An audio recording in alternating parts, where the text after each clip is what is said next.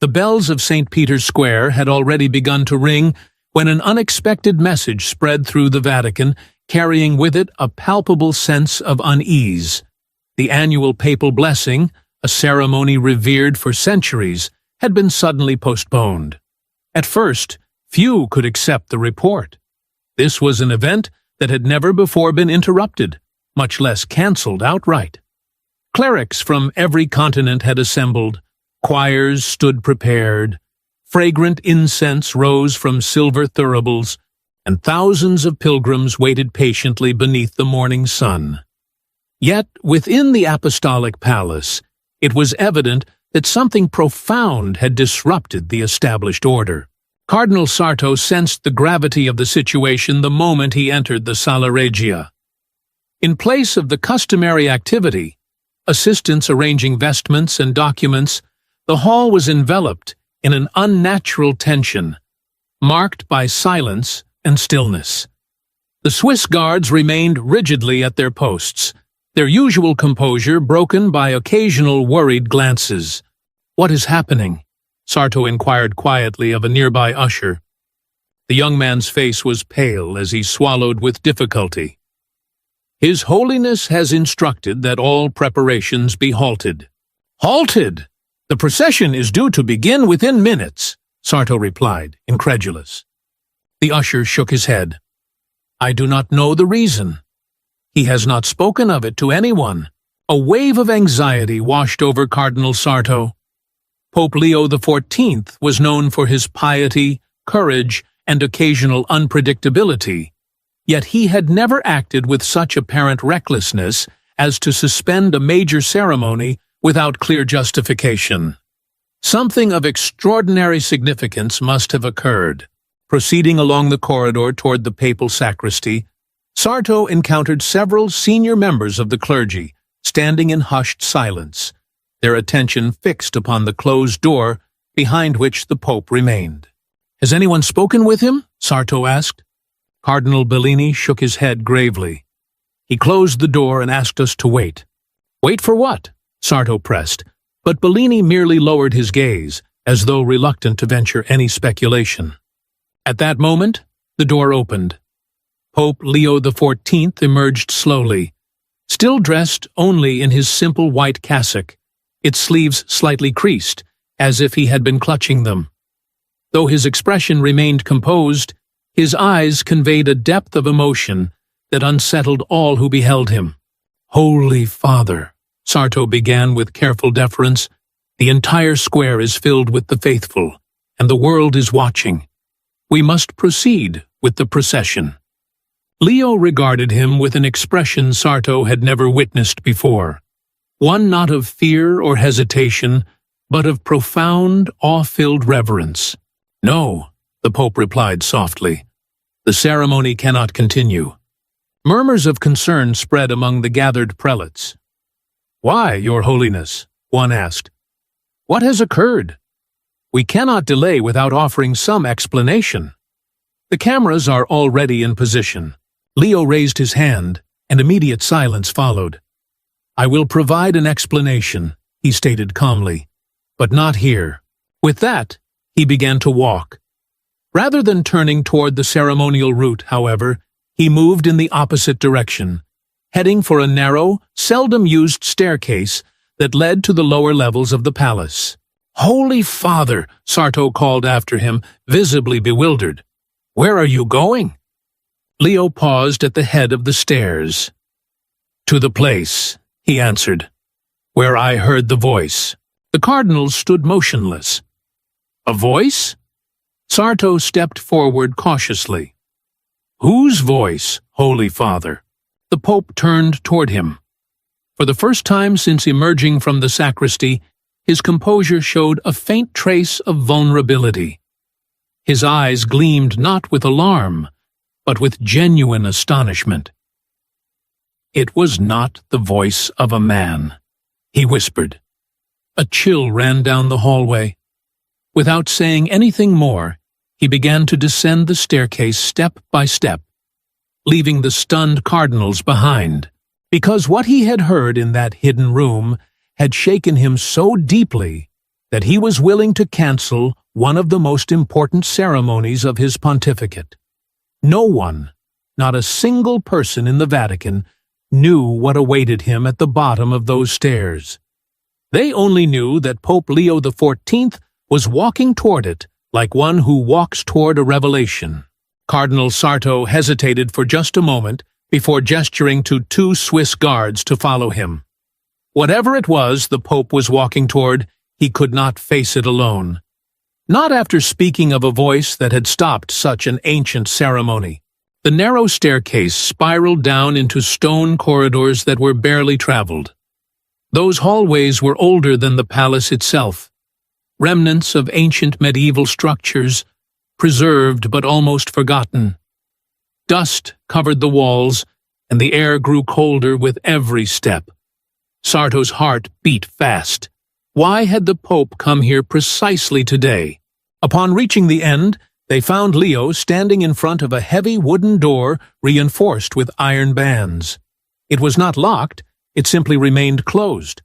A faint light filtered out from underneath, even though there were no lamps lit in that area.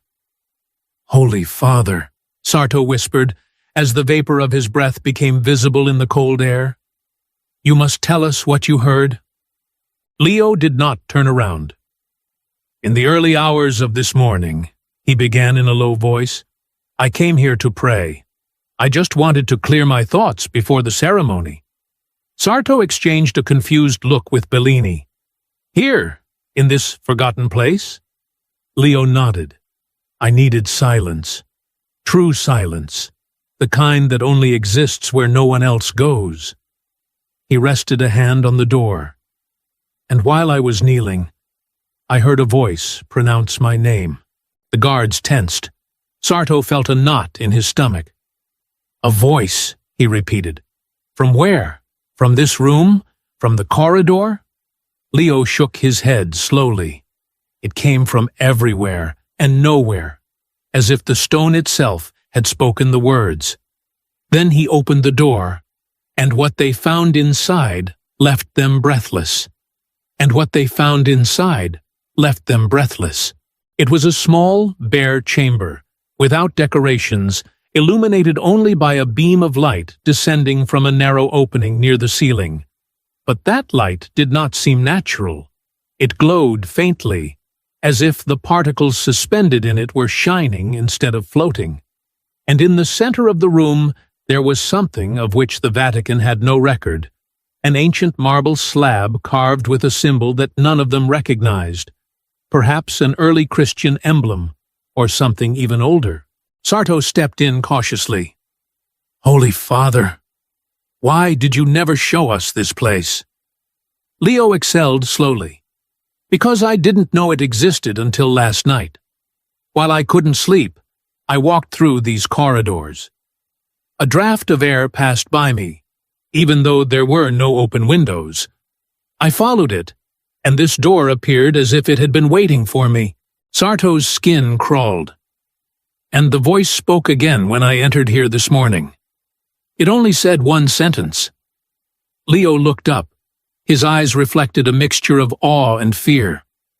"And that sentence made it impossible to continue with the ceremony." Bellini swallowed hard. "What did it say?" Leo traced his fingers over the symbol engraved on the slab. It said, "Not today." The silence grew heavier. "Not today," Sarto repeated. "Not the ceremony, not the blessing." "What does that mean?" Leo shook his head. "I don't know, but that voice had authority, an absolute, undeniable authority. It was not an imagination, it was not an illusion, it was an order."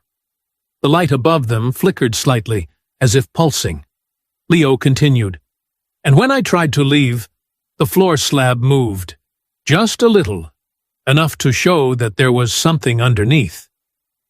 The cardinals leaned forward. "What is underneath?" Sarto asked, his voice trembling. Leo placed both hands on the edge of the marble. "I didn't lift it. No, I was just afraid of what I might find." He looked at the guards. "Help me." carefully. The guards approached. They gripped the ends of the slab. Sarto's pulse quickened. If something hidden beneath that room had forced the Pope to stop a sacred ceremony, it must be extraordinary or terrifying. "Lift!" Leo ordered. The slab rose with a deep creak of ancient stone. Dust scattered. A gust of cold air escaped from the hidden hollow, and inside, Sarto gasped. Bellini almost lost his balance. Leo stood motionless, watching in silence, because underneath the slab lay a carefully wrapped scroll, sealed with a wax so old it had taken on the color of ash, and marked with a symbol that none of them recognized. "A document," Sarto whispered, "hidden beneath the palace." Leo's voice barely left his throat. Because of this, the ceremony cannot continue." He extended his trembling hands toward the scroll. "The voice told me that today I should not present myself before the world." He lifted the scroll while the dust swirled around him like smoke, because this was waiting to be found. The silence that filled the chamber was so deep that even the dust seemed suspended in the air. Pope Leo XIV held the scroll with both hands, with the delicacy with which one would hold something alive. The scroll was darkened by the passage of time. A real time, not centuries, perhaps millennia. The wax seal, although cracked, still clung to the document, protecting the message hidden within. Cardinal Sarto could barely breathe. "Holy Father, this cannot be authentic. The Vatican keeps records of all ancient manuscripts. Nothing like this has ever been catalogued." Leo nodded slowly. "That is precisely what worries me." Bellini knelt beside the open hollow in the floor. He passed a trembling hand along the carved edges of the cavity. "Look at these marks. These patterns are extremely ancient." Sarto observed. "How ancient?" Bellini swallowed hard. "Pre-Constantine, possibly from the 1st century." Sarto looked at him incredulously. "1st century? That would make it older than almost any known Christian writing." "Exactly," Bellini replied. The guards took a step back, as if their instincts warned them that they were standing before something deeply sacred, or deeply dangerous. Leo turned the scroll. On the back appeared a faded mark, a circle crossed by 3 lines. It did not belong to any symbol recorded in the Vatican archives. It was hidden here deliberately, concealed under a room that no one registered, buried beneath stone worked by hands so ancient that perhaps they knew the time of the apostles. Sarto's voice cracked. "Do you think it could be a letter, a teaching, a document written by—" He did not finish the sentence. He did not dare. Leo knelt on the cold stone. "Do you think it could be a letter, a teaching, a document written by—" He did not finish the sentence. He did not dare. Leo knelt on the cold stone. "When I first entered here," he said, "before I knew there was something under the slab, I felt that something was guiding me." He looked up at them, and for the first time, he showed a vulnerability that he rarely let be seen. "The voice I heard didn't scare me. It made me feel humble, and now I understand why." He carefully placed the scroll on the floor. Sarto felt his hands shaking. "Holy Father, if you open this, and it truly is as ancient as it seems, the consequences will be immense. Historians, theologians, governments, the whole world will demand answers." Leo nodded. "And yet, it was not discovered by accident. It waited until today." Bellini frowned, and the voice said, "Not today." Leo observed the scroll. "It didn't refer to the ceremony, nor to the ritual we had prepared, nor to the words I was going to pronounce." His voice became firmer. "It referred to this." Sarto's heart beat faster and faster.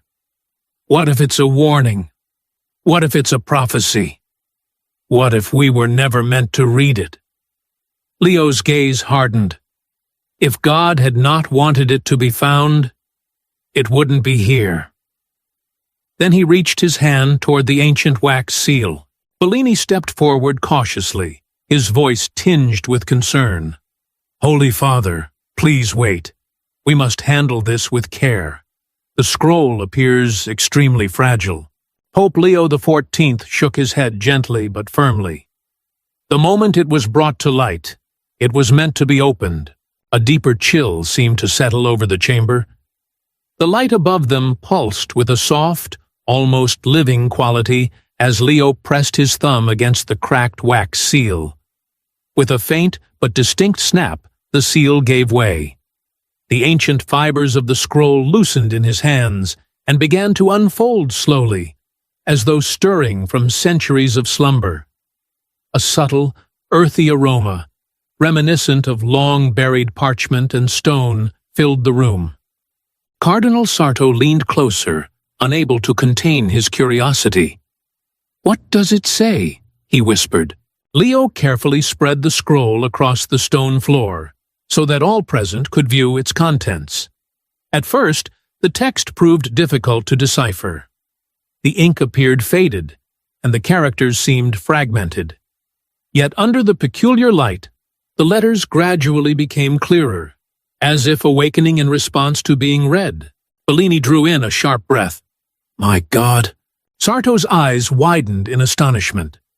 The first prominent line, rendered in a darker ink than the surrounding text, bore a name and a direct address no one had anticipated. Leo read aloud, his voice steady yet solemn. To the shepherd who will rise in the final season. Sarto's voice faltered. This is addressed to a pope. Bellini stared at the document with visible unease. But not to one from his own era. Leo traced the next lines with trembling fingers. The script resembles ancient Aramaic, a dialect that has long since vanished, he observed, his face growing pale. This scroll was composed for someone who would live many centuries after it was written. Sarto's words emerged as little more than a whisper. Holy Father, it was written for you. Leo's eyes reflected a sudden, profound understanding rather than pride or fear. The grand ceremony above had been halted because this message demanded to be read on this very day. For several moments, no one stirred. The ancient scroll lay open upon the stone floor, its ink glowing faintly beneath the unusual light. Pope Leo XIV, Cardinals Bellini and Sarto, and the two Swiss guards remained kneeling around it, silent witnesses to an unfolding revelation. The air itself seemed charged with an almost tangible vitality. At length, Sarto gathered his composure. Holy Father, if this document truly dates to the 1st century, how could it possibly speak to someone not yet born? Leo offered no immediate reply. His hand hovered above the scroll, as though hesitant to touch something belonging to another age. Bellini leaned in more closely. The following line is clearer now. As if responding to their presence, the ink appeared to darken and sharpen. Leo read aloud once more. To the shepherd who will rise in the final season. You will stop a great ceremony, because the time appointed for you will open before the world. Bellini covered his mouth with his hand.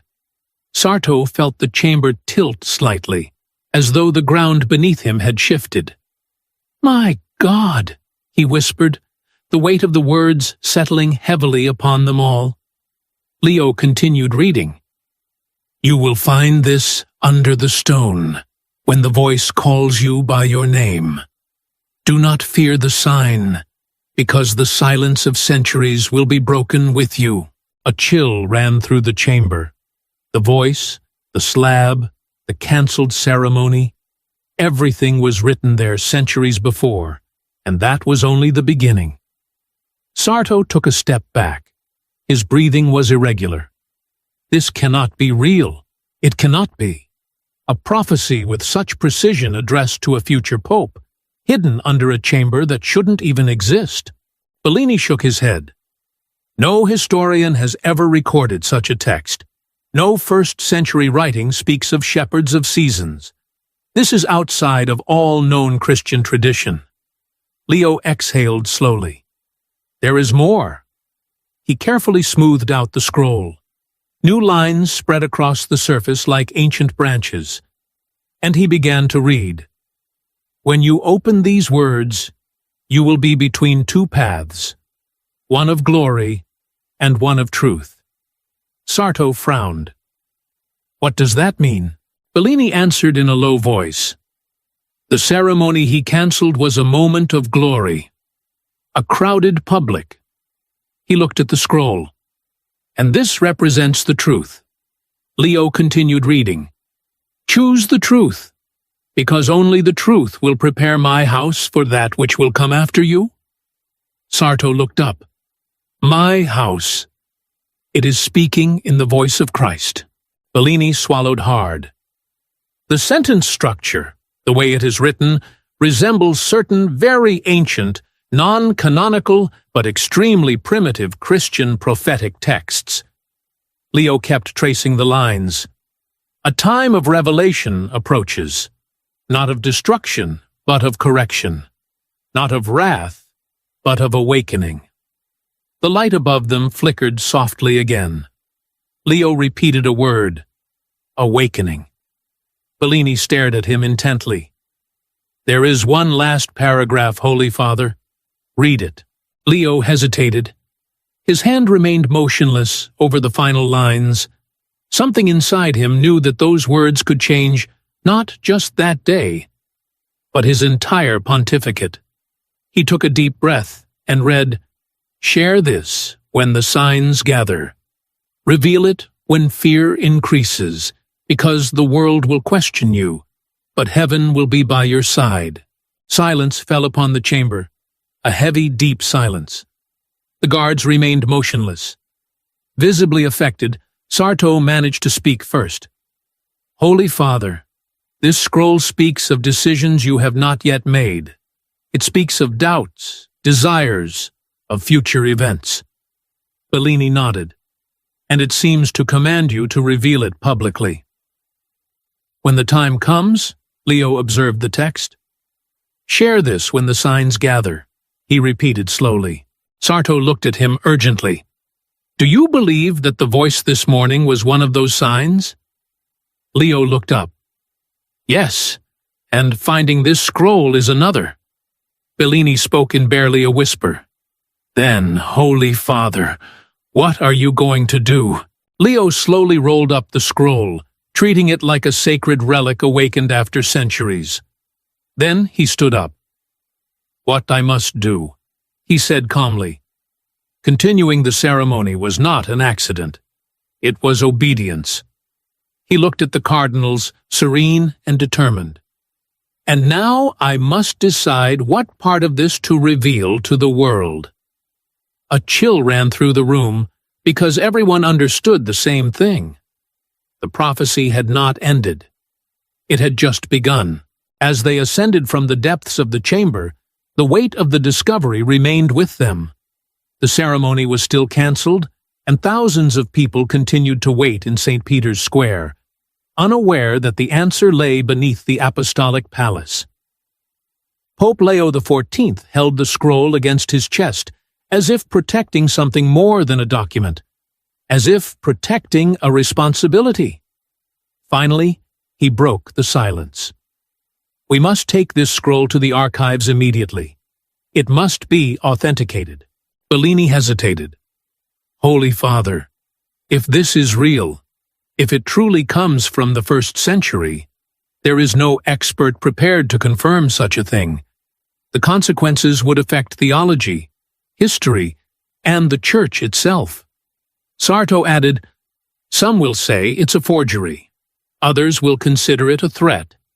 Many will refuse to believe that a prophecy could speak with such precision about a future pope. Leo nodded. I know. He began to climb the narrow staircase. The others followed him. Upon reaching the upper corridor, the light felt almost aggressive after the darkness of the chamber. And Leo understood something. The truth, once discovered, demands to come to light. As they walked, Sarto spoke again.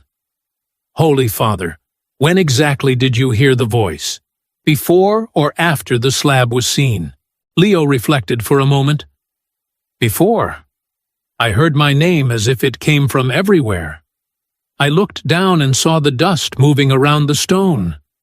When I touched it, the slab shifted. Sarto shook his head, still unable to comprehend it. Bellini spoke in a low voice. This seems like a divine intervention. But Leo stopped. He turned to them. No, he said with serenity. It is a divine interruption. They continued forward until they reached the sacristy corridor. There, several assistants and members of the clergy rushed toward them. Holy Father, the journalists are demanding an explanation. The choir is still waiting. The pilgrims are praying in the square. Many believe a tragedy has occurred. Leo raised a hand. I will speak soon. For now, tell them only that the ceremony has been cancelled due to an unexpected discovery. The assistants exchanged bewildered glances, but they obeyed. Bellini approached. They won't accept that answer for long. I know, Leo replied. They reached the small private study next to the sacristy. They entered, and Leo carefully placed the scroll on his desk. Suddenly, the room seemed too modern, too small for something so ancient. Sarto observed the document. Holy Father. He did not finish reading it. Leo slowly took a seat. I saw enough. Bellini narrowed his eyes. There was more? Leo nodded. At the end of the text, there were some very faint additional marks. I haven't been able to interpret them yet. They seem more recent than the rest of the scroll. Sarto frowned. Do you mean someone modified it later? Leo looked up. Someone who lived long after it was written. The silence returned, and both cardinals understood that the mystery had just become even greater. The silence returned, and they understood that the mystery had just become even greater. Leo continued to observe the scroll, then pointed to the bottom of the text. The ink of those marks was different, darker, less worn, as if it had been added centuries later. But later, Bellini took a step forward. And what did they say? Leo hesitated for a few seconds. Then, he answered in a low voice, he will recognize the sign. Sarto felt his face tighten. He refers to you. Leo held the gaze of both men. I believe so. The room fell into a silence heavier than before, because if those words were also addressed to him, it meant someone had added information to the scroll long after its creation. And yet, they seemed to know the future. Leo continued, and that is why the ceremony had to stop. If I had gone forward, I would have ignored an order written before this palace existed. Sarto whispered, an order destined for you. Leo nodded. And now the question is whether I should reveal the scroll or wait for the next sign. Bellini stepped forward. Holy Father, any decision you make will change the course of the Church. Leo's voice remained firm. Yes, which is why I must act with prudence. He picked up the scroll again, because the prophecy no longer belonged to the past. It was unfolding in his very hands. For hours they remained in that study while outside the room. The news of the cancellation spread throughout the Vatican. Doors opening, hurried footsteps, hushed conversations, speculation, confusion. But inside the room, time seemed to have stopped. Sarto stood by the window, watching St. Peter's Square. Bellini paced back and forth. The scroll remained on the desk. Finally, Leo broke the silence. This message was not created to remain hidden forever. Bellini turned to him. Holy Father, the world won't understand. A prophecy from the time of the apostles addressed to a future pope. Many will think it's a manipulation. Others will question its authenticity. And yet, Leo replied, the voice led me to it. Sarto approached the desk. We must understand the added marks. Perhaps they are a warning or an explanation. Leo unrolled the scroll again. The ancient surface creaked softly. He reached the bottom where the most recent symbols appeared. 3 small lines forming a triangle. And underneath, a phrase written in a language that none recognized. Bellini leaned in. It's not Aramaic, nor Greek, nor Latin. Leo nodded. Then he pulled out a small card he carried with him, a very ancient inscription from the catacombs. He placed it next to the scroll, and the symbols matched. Sarto exhaled slowly. So they were added by ancient Christians. Yes, Leo replied. Christians who lived long after the creation of the scroll, but centuries before us. Bellini observed the line, Can you translate it? Leo nodded and read, He will recognize it when he sees it. The 3 of them stood frozen because the phrase seemed to connect directly with the other warning. He will recognize the sign. And none of them knew yet what that sign was. And none of them knew yet what that sign was. Suddenly, the lights in the study flickered once, twice, then stabilized. Bellini looked up. What is happening? Is it an electrical problem? Sarto shook his head. If it were that, the whole palace would be the same. The lights flickered again, this time with a definite pattern. Pulse, pulse, pause, pulse. Leo remained motionless, watching, listening. That pattern, he murmured. What pattern? Sarto asked. Leo walked to the window and looked out at St. Peter's Square. The large lamps in the square, mounted on high posts, were flickering with the exact same rhythm. Pulse, pulse, pause, pulse, like a message. Leo's expression changed, but he was not looking at the lights. He was looking at something else, something that was beginning to form in the center of the square. The people were moving, not in an organized way, not following instructions, and yet, little by little, they were leaving an open space, a shape, a figure. Sarto approached the window, and then he saw it. His breath caught.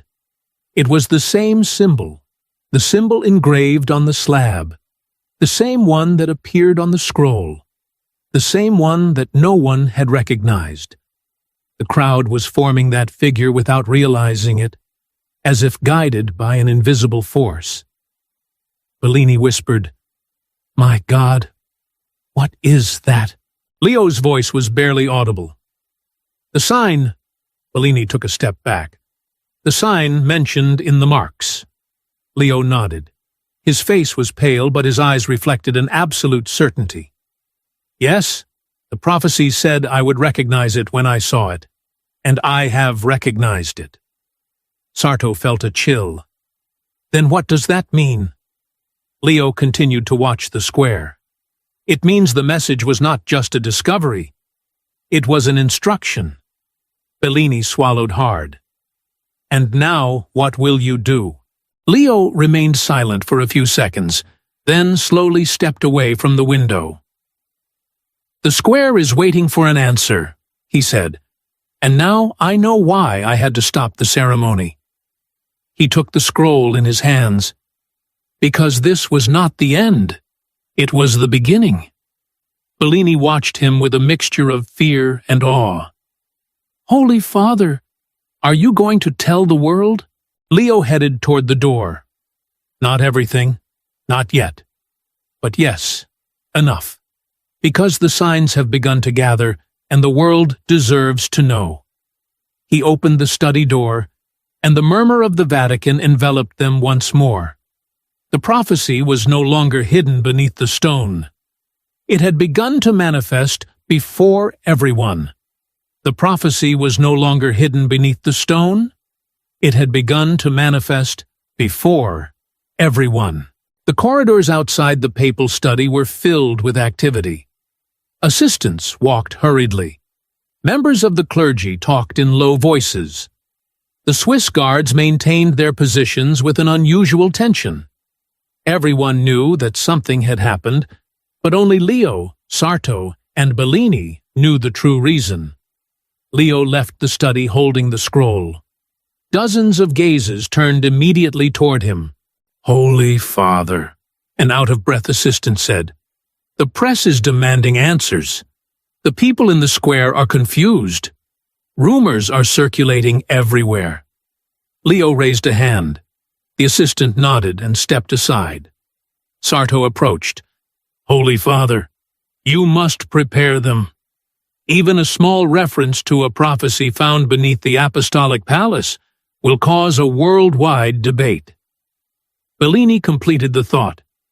Panic, denial, speculation. Leo nodded. "I know. That is why I will only reveal what they are prepared for." They continued moving toward the room preceding the balcony. Sarto walked by his side. The sign is still there. The crowd has changed positions several times, but the shape remains. Bellini lowered his voice. "Then it's not a coincidence. The prophecy is active." Leo stopped before the final door before the balcony. He turned toward both cardinals. Before going out, "I must say something." Sarto and Bellini kept silent, waiting. Leo's expression was serene, but it reflected the weight of what was occurring. "I am not afraid of what is coming, but I understand its importance." He lifted the scroll slightly. "These words do not seem like a suggestion. They seem like an order." Bellini spoke in a low voice. "And do you believe that order corresponds to this moment?" Leo nodded. "The voice told me, not today. The sign tells me, now." Something that was waiting. Sarto took a deep breath. "What will you tell them?" Leo watched the balcony doors. "I will tell them that a discovery has been made beneath the Apostolic Palace. Something ancient, something extraordinary, something that demands reflection." "Humility? Preparation?" Bellini asked. "And the prophecy?" "Not yet," Leo answered firmly. "We do not fully understand its meaning. We must not pretend that we do." He squeezed the scroll between his hands. "For now, it is enough to tell the truth, that we have found something that demands stopping everything, even the ceremony." At that moment, the assistants opened the balcony doors. A wave of sound entered the room. Thousands of voices, thousands of people waiting, cameras pointing upward, flags waving, children on their parents' shoulders, priests alongside pilgrims, all awaiting an answer. Leo took a step forward, and the instant he appeared under the sunlight, something unexpected happened. The entire square fell silent. The entire square fell silent. It was not a gradual silence. It was not the result of a request. It happened immediately. As if someone had turned off the sound of the world, Leo had not yet uttered a single word, and yet thousands of people remained motionless, watching him, waiting. Sarto felt a chill. "Somehow, they know," he whispered. Bellini placed a hand over his chest. "Do they know that something has changed?" Formed by the crowd, the unmistakable symbol. For the first time since the start of his pontificate, Leo felt something with absolute clarity. The people were not waiting to listen to the Pope. They were waiting to listen to the message he had been chosen to transmit. He lifted the scroll. The cameras zoomed in. Thousands of people leaned forward. The air seemed to hold its breath. Leo opened his mouth to speak. "Dear sons and daughters," a tremor ran through the square. "I have stopped today's ceremony because heaven has placed something before us that cannot be ignored." He lifted the scroll so everyone could see it. "And soon I will explain to you why." A murmur of awe rippled through the crowd. Sarto and Bellini exchanged a look between admiration and worry. Then Leo pronounced words that made the square tremble. "Prepare yourselves for what is coming, because nothing that is hidden will remain hidden forever." The crowd stood motionless, and beneath it, the symbol seemed even more visible, as if that ancient sign had awakened. La atención de todos estaba centrada en el balcón, en el Papa. Vi que en el pergamino que sostenía entre sus manos, lo que había comenzado como una ceremonia ordinaria, se había convertido en algo completamente distinto, algo que nadie había previsto, algo que parecía haber estado esperando durante siglos, y ahora, por primera vez, el mundo entero estaba escuchando. El mundo entero estaba escuchando. León permaneció unos segundos en silencio, observando la plaza, observando los rostros. Everyone's attention was centered on the balcony, on the Pope. I saw that on the scroll he held in his hands.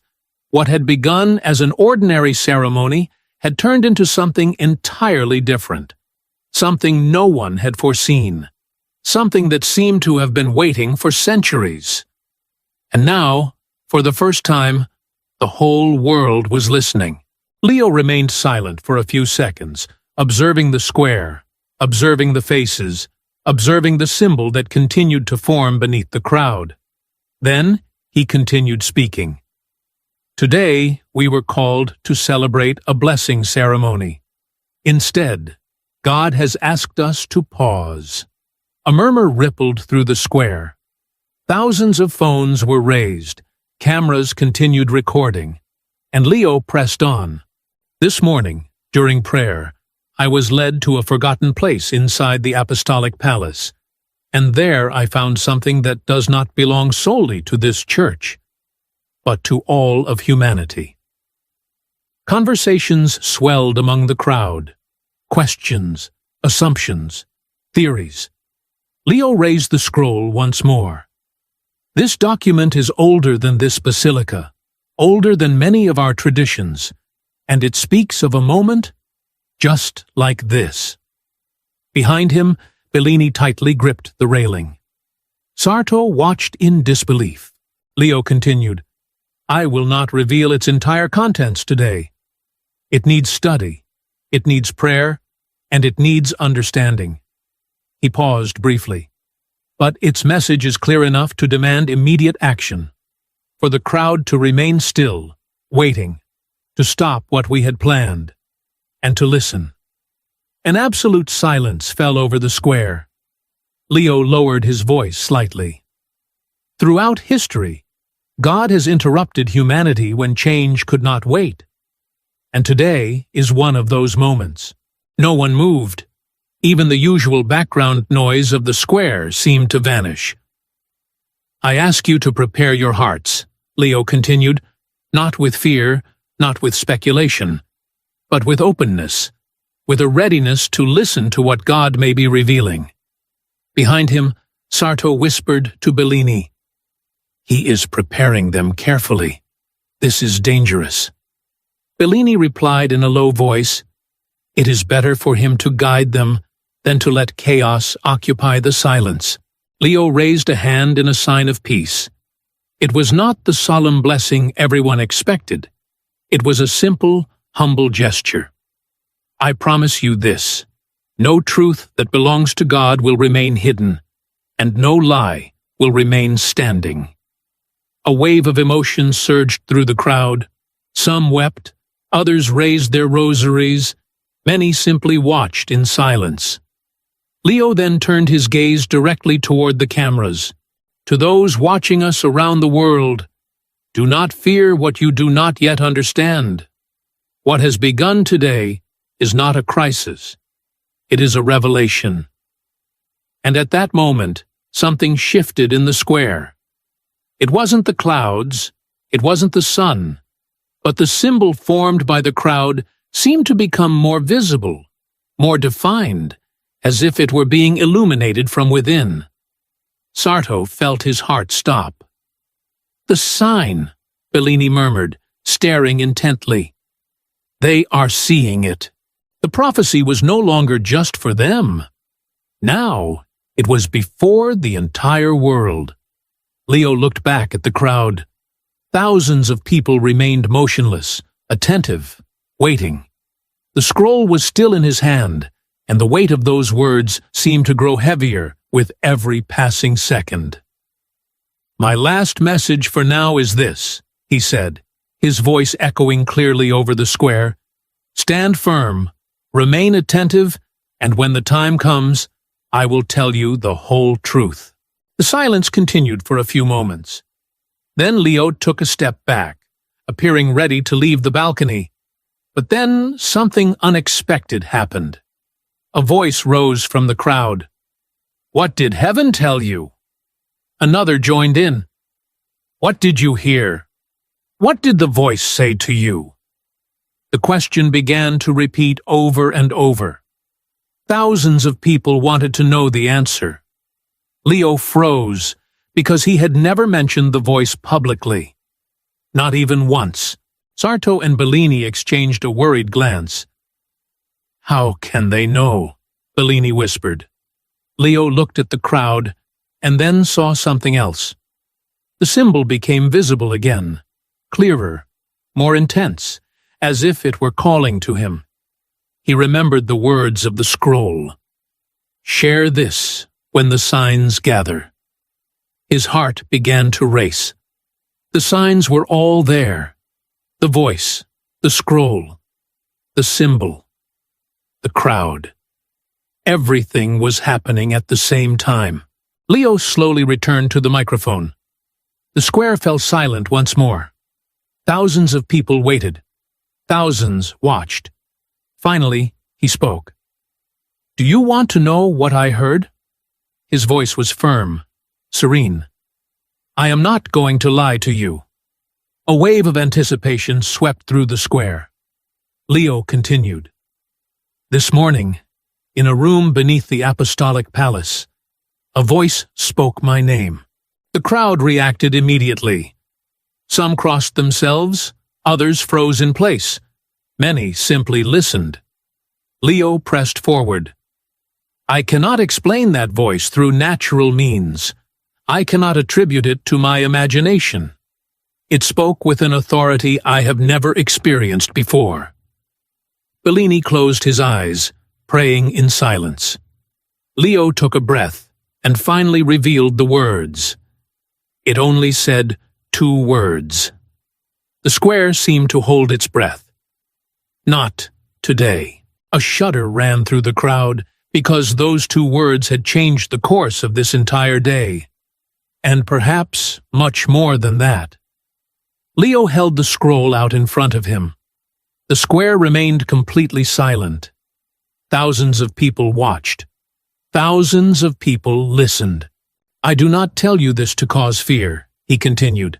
"I tell you this because we live in an era where silence is no longer enough and the truth can no longer be ignored." His gaze swept across the immense crowd.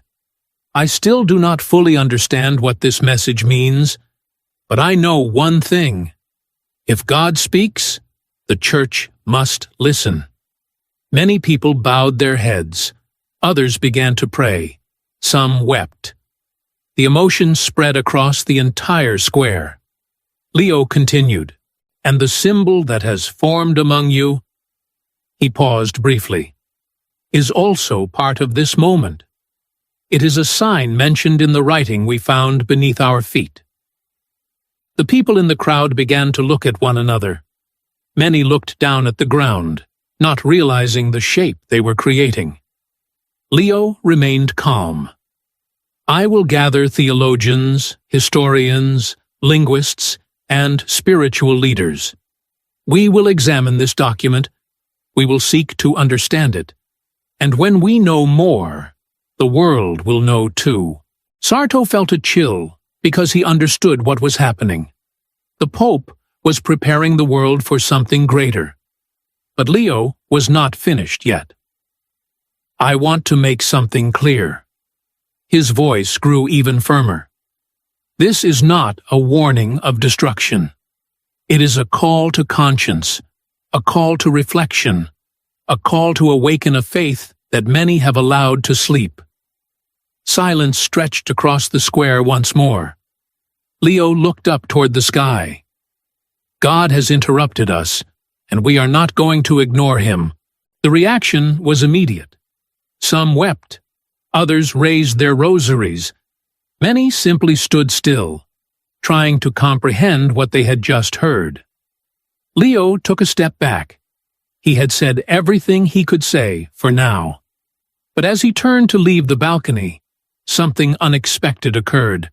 A gentle gust of wind swept through the area. It lightly lifted the edge of the scroll and exposed a line that no one had seen before. Bellini opened his eyes in surprise. Holy Father, look at that! Leo observed the text there, written in faint but perfectly visible ink. There was a phrase that seemed to have remained hidden until that exact instant. Leo read it slowly. The world will hear your voice before you understand the message. A chill ran through his body because that phrase had just been fulfilled, and the prophecy was still unfolding. Leo returned inside the apostolic palace. The noise of the square still echoed behind him. Sarto and Bellini followed him. None of them spoke for several seconds. The room was charged with awe and uncertainty. When the balcony doors closed, Bellini was the first to break the silence. Holy Father, that line was not there before. Leo nodded slowly. No, I hadn't seen it either. Sarto stared at the scroll. The world will hear your voice before you understand the message, he repeated. That is exactly what just happened. Leo looked down at the document. The ink seemed more defined than before, as if the scroll were revealing its contents little by little, not all at once. Bellini spoke cautiously. Do you think more text will continue to appear? Leo remained silent. He didn't want to answer something he didn't know, but deep down, he was beginning to suspect it. They returned to the private study. The scroll was placed back on the desk. The three men stood around it, watching, waiting. And then something strange happened. Very slowly, almost imperceptibly, new marks began to emerge near the bottom. Sarto took a step back. Are you seeing this? Bellini nodded, the color completely gone from his face. The lines appeared as if the ink were emerging from inside the scroll, word by word, letter by letter, until it formed a new phrase. The silence became absolute. Leo read slowly, When he speaks, you must listen. No one said a word. The phrase was brief, but unsettling. Sarto was the first to react. Listen to what? The voice again? Leo shook his head slowly. I don't know, but I don't think it refers to something I've already heard. Bellini examined the text. Then it refers to something that has not yet happened. The room fell silent as the three of them contemplated those words, because if the prophecy was still revealing itself, it meant the message was not yet finished, and something else was about to arrive. Before anyone could say another word, the lights flickered once, twice, and then remained steady. But it wasn't the lights that caught their attention. It was a soft, distant sound, difficult to identify. It seemed to come from beneath the floor. Sarto froze. Did you hear that? Bellini looked up. The sound vanished as quickly as it had begun, but it left behind a sensation impossible to ignore, as if something had awakened. Leo stood up immediately. "The chamber," he said in a low voice. He headed toward the door that led back to the lower corridors, but stopped before opening it. The sound was gone. However, another sensation remained, a very slight vibration beneath the marble floor. Sarto felt a chill. The prophecies said that the silence of centuries would be broken with you. Leo kept his eyes fixed on the door. And now it has been broken. Bellini pointed to the desk. "Holy Father, look." Leo turned around. More text was appearing very slowly. Beneath the newly revealed phrase, letters emerged one after the other, as if an invisible hand were writing them. The three watched in silence until the new line was complete. Leo read, "And you will not be alone when the message arrives." The room grew perfectly still. Sarto was the first to speak. "What does that mean? Who else is involved?" Bellini shook his head. "We don't know." Leo continued to stare at the words, trying to understand them, but before he could respond, an urgent knock sounded at the door. The three startled. A young priest entered hurriedly, his face reflecting deep concern. "Holy Father, something is happening in the square." Leo took a step forward. "What is it?" The priest took a deep breath. "The people are forming the symbol again, but now they are barely moving. It's as if the shape is remaining on its own." Bellini felt a knot in his stomach. "And what else?" The priest swallowed hard. "The light. The light in the square is changing. It doesn't look like normal light." Leo exchanged a look with Sarto and Bellini. None of them needed to say anything. His heart pounding heavily. "This is the moment the prophecy spoke of," he said. "Not the ceremony, not the discovery. This." Sarto watched him. "What are you going to do?" Leo held the scroll firmly and answered without hesitation, "I am going to listen." Leo left the study without losing any time. Sarto and Bellini walked by his side, and the young priest followed them through the palace corridors. As they advanced, activity inside the Vatican seemed to escalate. Messengers, guards, officials, everyone was talking about the same thing: the cancelled ceremony, the strange speech, the reaction of the crowd. But none of them knew the true story. Leo kept moving forward. The scroll remained in his hands, and the newly revealed words kept echoing in his mind. "When he speaks, you must listen, and you will not be alone when the message arrives." What exactly did they mean? He still didn't know. As they drew near the balcony, they heard the murmur coming from the square. It was different from before, more restrained, more expectant, as if thousands of people were awaiting something. Sarto observed Leo. "Holy Father, do you think the message will come from the crowd?" Leo shook his head slowly. "I don't know, but the prophecy seems to indicate that we must pay attention." Bellini remained silent, reflecting, trying to find a rational explanation for what was occurring. But each new event made that task harder. They reached one of the large windows overlooking St. Peter's Square and stopped. The view left them frozen. The crowd was still there, thousands of people. But the symbol remained visible, more defined than before, more precise, as if it had been deliberately traced. And the light over the square seemed different, not brighter, not more intense, just different. The young priest watched in silence. "I've never seen anything like this," he murmured. Leo kept staring at the scene without looking away. And then he understood something. The message was not in the scroll, at least not entirely.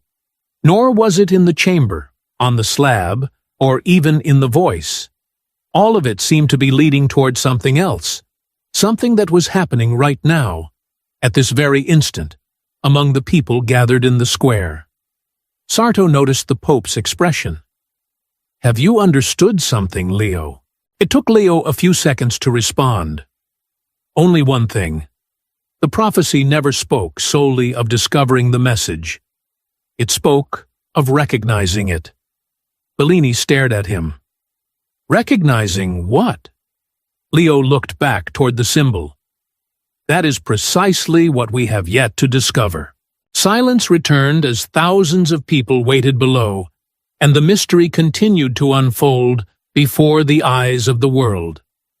Leo stood by the window, observing the square, observing the symbol, observing the people who, without knowing it, seemed to be part of something much larger than themselves.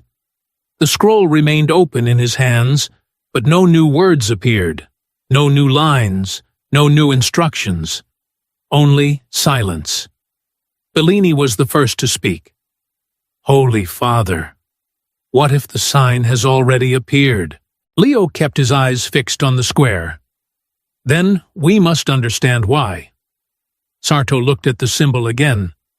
All of this began with a voice, then the slab, then the scroll, now the crowd. It seems like a chain of events. Leo nodded. Exactly. Each event has led us to the next. The young priest approached the window. "Do you think there will be another sign?" Leo replied without looking away. "The prophecy is not yet finished, and as long as it isn't, we must remain attentive." At that instant, a new movement caught their attention, not in the center of the square, but near the outer edge. Several people began to move away slowly, not in a hurry, not out of fear. They simply stepped in different directions. And as they did, the symbol seemed to become even more precise, more defined, as if it were completing itself.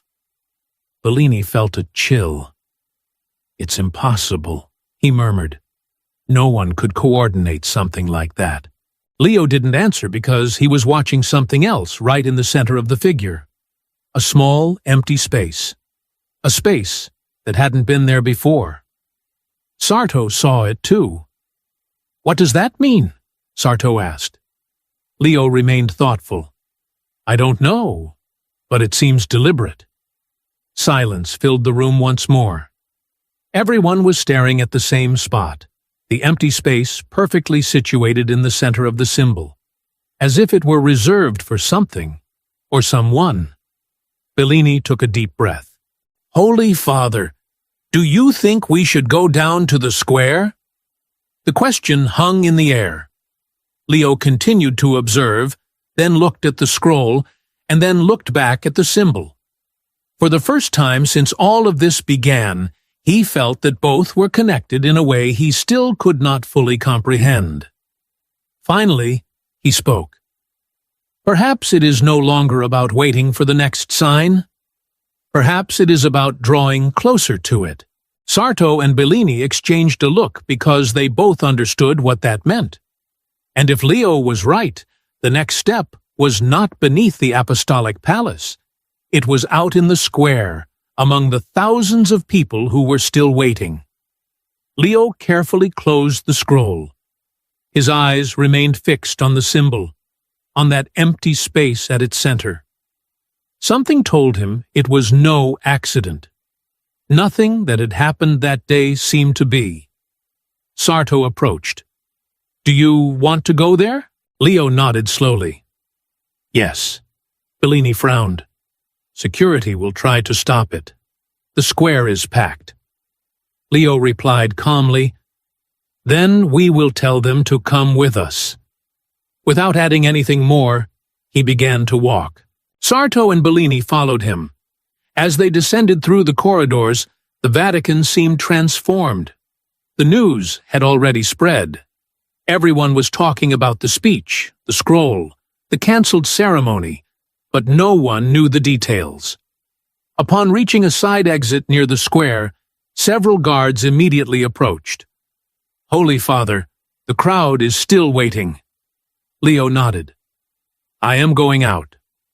The guards exchanged worried glances, but they obeyed. Minutes later, Leo appeared in the square, not from the balcony, but right among the people.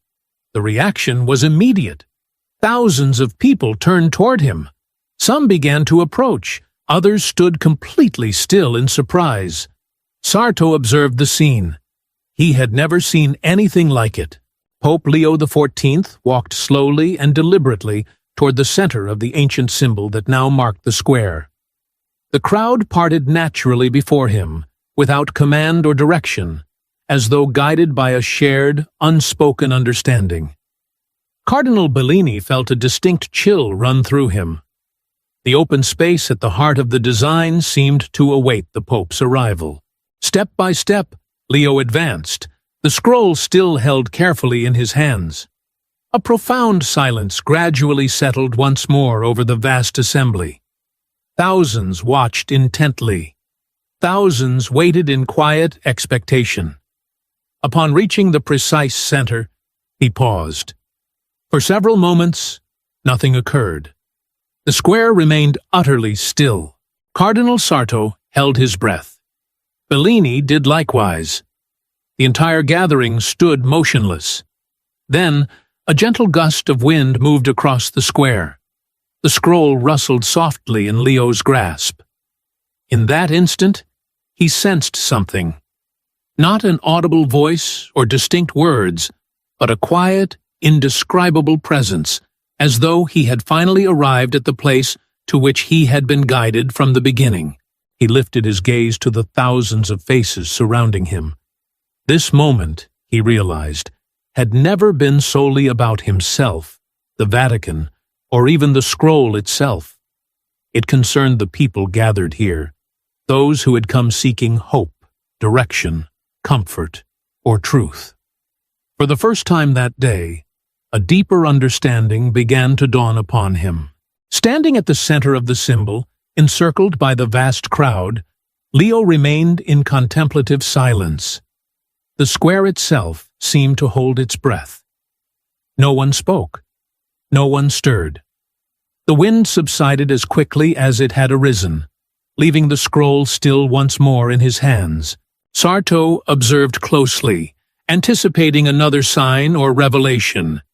Yet nothing manifested in the dramatic manner he had envisioned.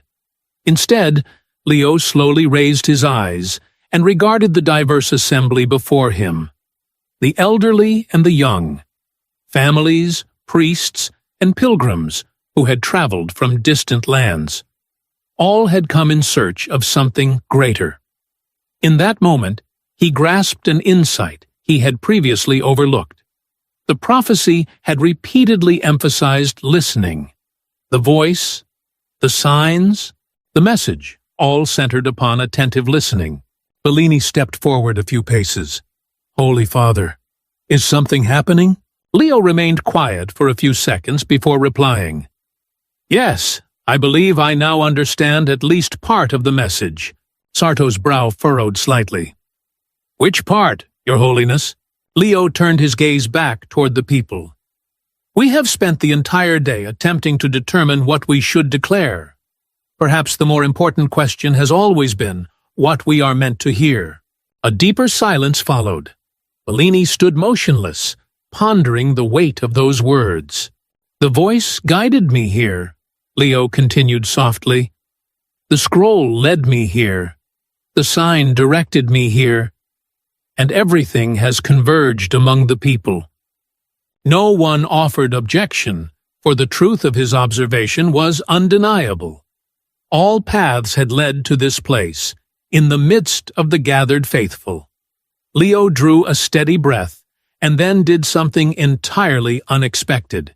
He handed the scroll to Cardinal Sarto, who accepted it with evident surprise. "Holy Father, what do you intend to do?" Sarto asked. A faint, serene smile touched Leo's face.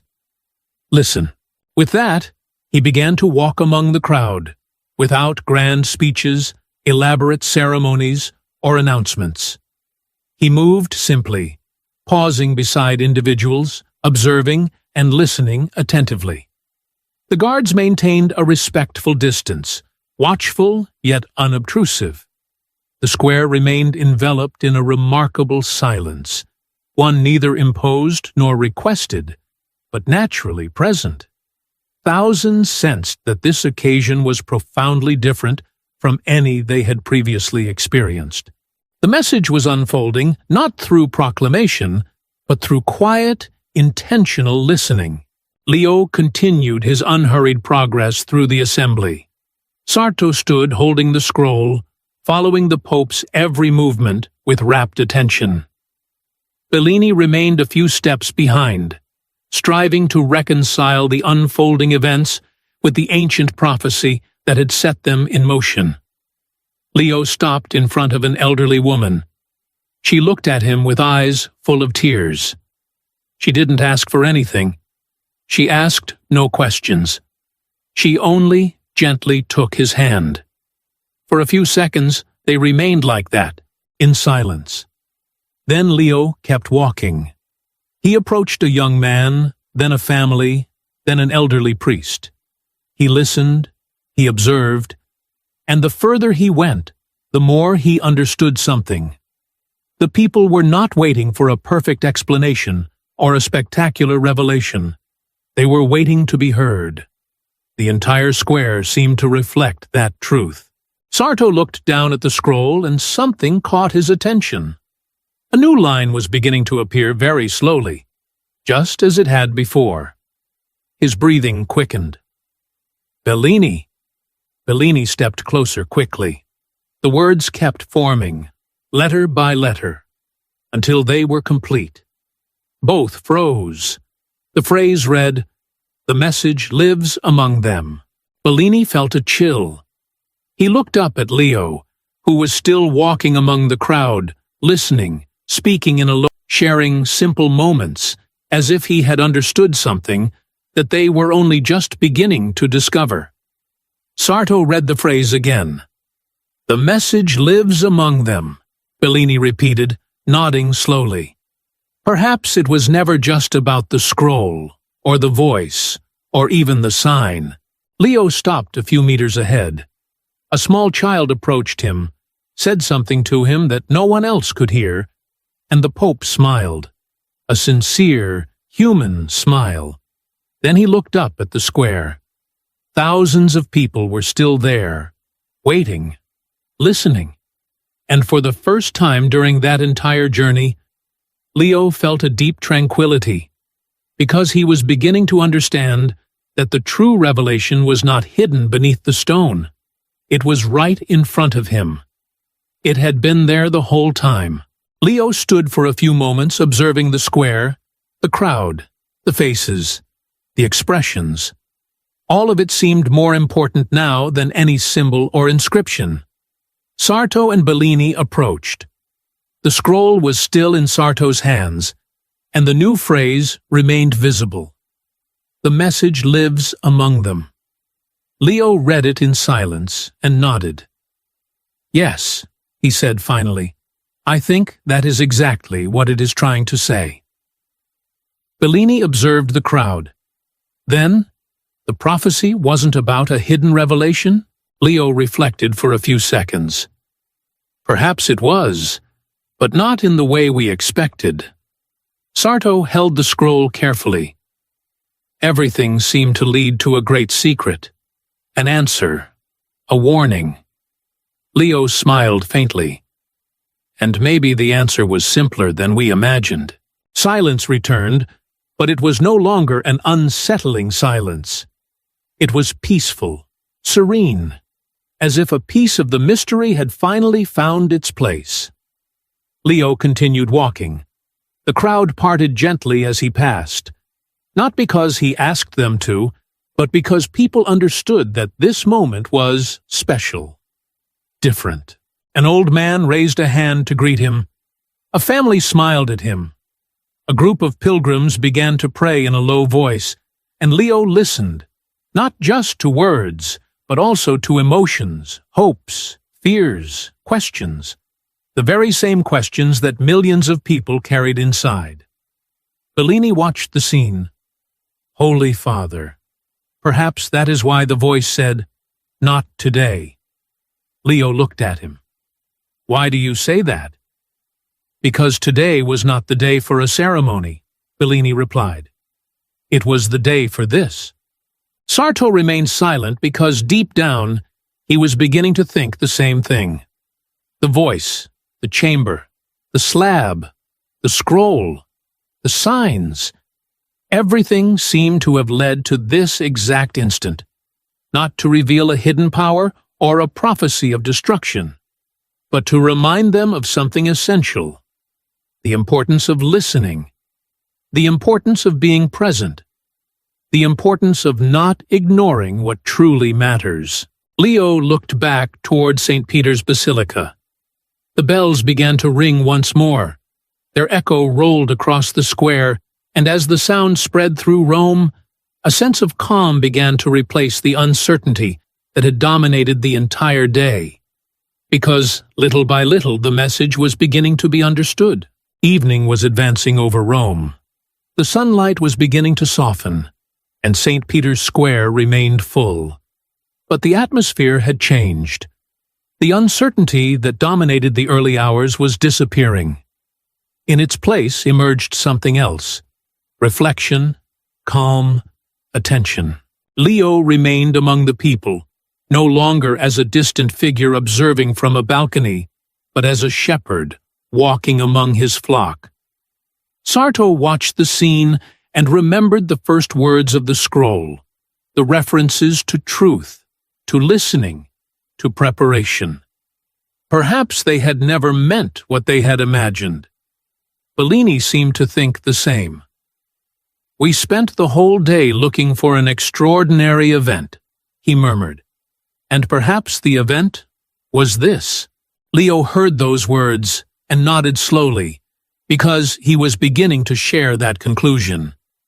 The scroll had pointed out a path, not an immediate answer, a path step by step, sign after sign, until arriving right here. Among the people, a child held up a small wooden cross. An elderly woman prayed in silence. A priest listened to a family. Thousands of little stories, thousands of lives. And suddenly, Leo understood something more. The prophecy had never spoken of power, or dominance, or grandeur. It had spoken of responsibility, of truth, of service. Sarto lifted the scroll again. Something had changed. The lines that had recently appeared were no longer glowing. They remained stable, as if they had completed their purpose. Bellini observed the document. "Do you think more words will appear?" he asked. Leo looked at the scroll, then looked out at the square and replied, "I don't know, but perhaps we have already received what we needed." Silence settled between them once more. A peaceful silence, very different from the one that had accompanied the discovery of the chamber, because now it was no longer filled with questions, but with understanding. And as the bells continued to ring out over the city, Leo understood that this day would never be remembered for a cancelled ceremony. It would be remembered for something much deeper. The day a voice forced the church to stop and to listen. The afternoon continued to advance. Shadows began to lengthen across the square. Even so, few people seemed in a hurry to leave. Many remained where they were, conversing, praying, reflecting on what had happened. Sarto observed the crowd. He no longer saw confusion or fear. He saw something different. People trying to understand, people trying to find meaning. Bellini remained in silence, his eyes fixed on the basilica. Finally, he spoke. Perhaps that was what the prophecy called an awakening. Leo turned his gaze toward him. "Why do you say that?" Bellini pointed discreetly to the square. "Because no one is reacting with panic. No one is fleeing. No one is looking for easy answers. They are thinking, listening, wondering what all of this means for their own lives." Leo reflected on those words and understood that they might be true. All day long they had expected an extraordinary revelation, something impossible, something capable of transforming the world in an instant. But reality seemed different, simpler, and precisely because of that, more powerful. The true change began inside each person, not in the scroll, not in the sign, but in the decision to listen. Sarto looked back down at the document. The ancient lines on the scroll remained motionless. No new words, no further messages, as if the document too had reached its end. "Holy Father," Sarto asked in a low voice, "what will you do with the scroll now?" Leo observed the ancient manuscript. This object had remained hidden for centuries, waiting for this exact day. "We will protect it," he replied. "We will study it and learn everything we can from it." Bellini nodded. "And when the right time comes," Leo completed the sentence, "we will share the truth, no more and no less." The sun descended slowly over Rome, bathing the square in a warm, golden light. For the first time since the journey began, Leo felt a profound sense of certainty. Questions still remained, and there was much left to comprehend, but he no longer felt the urgency to answer them immediately. He had learned an important lesson. Some truths are meant to be understood slowly, and some answers only appear when there is a readiness to listen. As the first shadows of twilight began to stretch across the city, Bellini finally spoke. "Holy Father, do you think the voice will speak again?" Leo remained silent for a few seconds, then replied, "I do not know. Perhaps it will. Perhaps it won't. But I no longer believe that is the most important question." Bellini watched him with curiosity. "And what is the important question?" Leo smiled a calm, serene smile. "Whether we will be ready to listen when the time comes."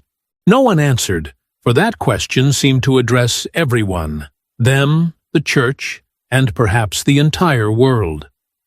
The square continued to empty slowly. The symbol began to fade as the people walked away, as if it had fulfilled its purpose, as if it were no longer needed. And as the last light of day illuminated St. Peter's Basilica, Leo understood that some signs do not appear to solve mysteries. They appear to remind us of what we should never have forgotten. Dusk slowly transitioned into night.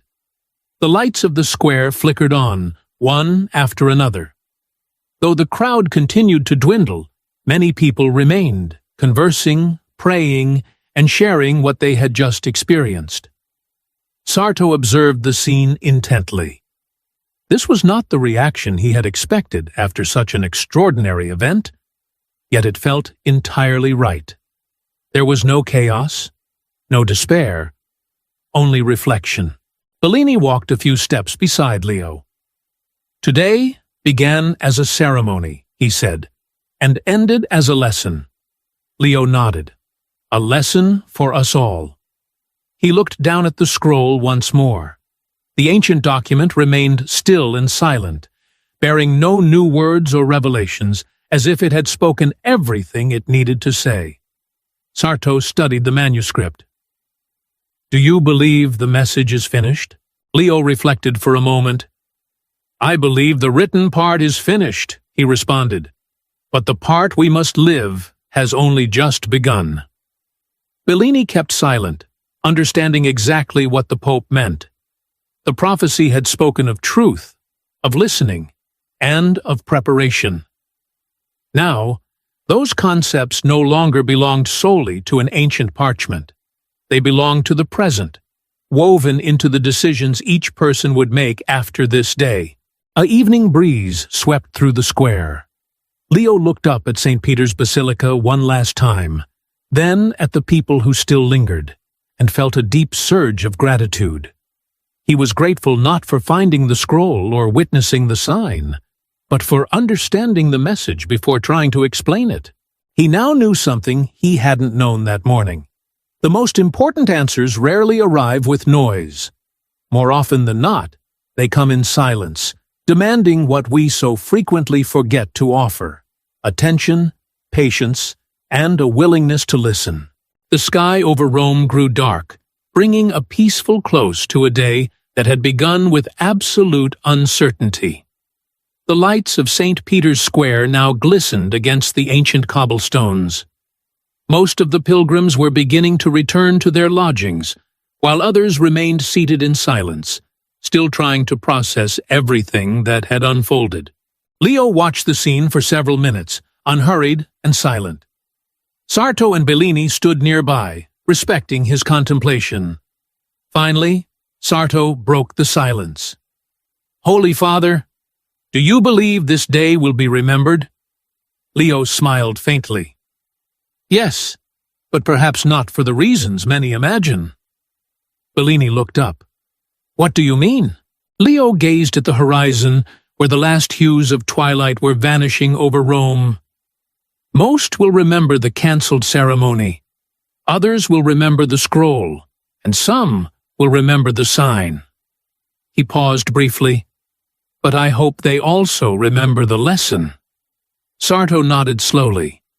He understood the importance of stopping, of listening, of not rushing to conclusions, and of remaining open to the truth, even when it appears in the most unexpected ways. Bellini looked back at the square. The symbol had almost entirely vanished. The people had dispersed, and with them, the sign seemed to fade into the night, having fulfilled the exact purpose for which it had appeared. Watching the same spot, Leo felt a strange sense of peace.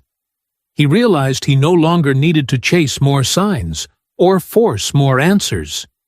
What had been revealed was already before him, and what remained hidden would reveal itself in due time. The night breeze drifted across the square as the bells chimed once more. For a few seconds, none of the three men spoke. They simply stood there, observing, listening, and giving thanks for an extraordinary day. A day that had begun with a voice in the dark and ended with a much deeper understanding of what it truly means to listen. Night fully descended upon Rome. The Vatican lights softly illuminated the square, and the morning's bustling energy was entirely gone. The tension, the uncertainty, the expectations, all of it seemed to be left behind. Leo lingered a few moments longer, contemplating the now nearly empty square, the very place where thousands of people had waited for answers, only to find something entirely unexpected: an invitation to reflect, to listen, and to remain vigilant. Sarto held the scroll with reverence. This document had remained hidden for centuries, awaiting the right moment, yet the message it contained was shockingly simple. Bellini stared at the ancient manuscript. "It's curious," he noted. "After everything that happened, I expected something much more complex." Leo smiled. Often, the most important truths are also the simplest. The three men stood in silence, looking out at St. Peter's Basilica, the lights, the city, and the night. Everything felt different, not because the world had changed, but because they had. Sarto glanced at the scroll again. "What will happen to it now?" Leo answered without hesitation. "It will be protected, studied, and shared when the time is right." Bellini nodded. There was nothing left to add. He understood that some answers cannot be rushed.